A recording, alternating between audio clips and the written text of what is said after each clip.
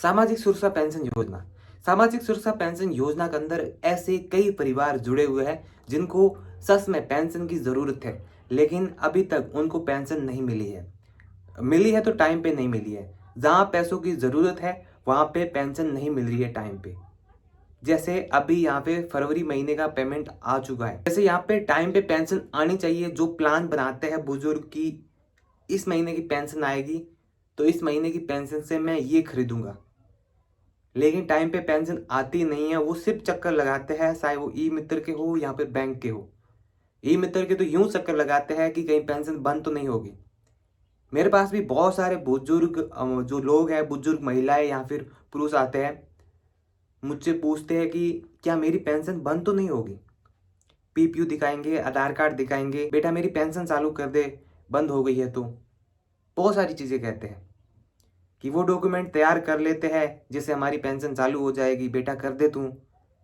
लेकिन उन सभी को मैं बताना चाहूँगा, या फिर कोई यहाँ पे घर का जिनको जानकारी है वो देख रहा है वीडियो, तो अपने माता पिता या अपने माता पिता का हो सकता है, दादा दादी का, उनको पेंशन मिल रही है, तो बस एक ही बात कहनी है कि फिलहाल जो है इस तरीके से सामाजिक सुरक्षा पेंशन योजना के अंदर कर रखा है कि टाइम पे पेंशन नहीं मिल रही है और आपकी पेंशन बंद नहीं हुई है।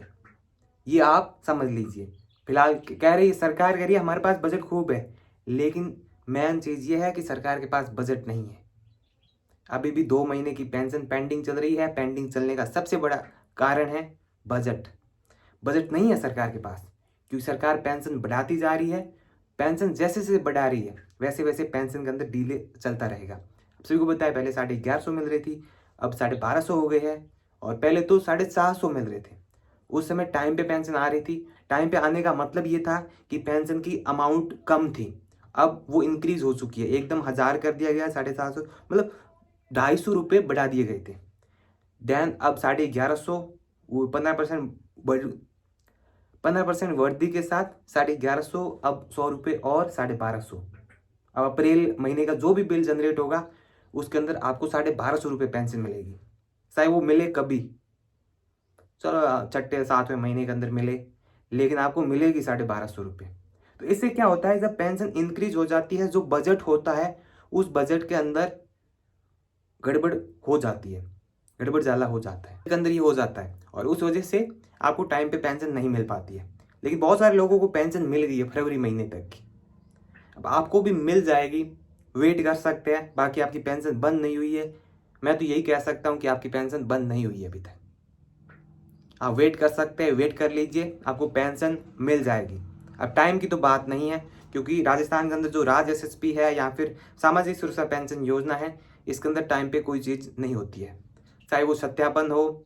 अब मैं यही रिक्वेस्ट करूंगा गवर्नमेंट से, जो पेंशन के वार्षिक सत्यापन है वो एक टाइम पीरियड के अंदर हो रहे हैं, ज़रूर हो रहे हैं कि 1 नवंबर से स्टार्ट हो जाते हैं, 31 दिसंबर तक चलते हैं।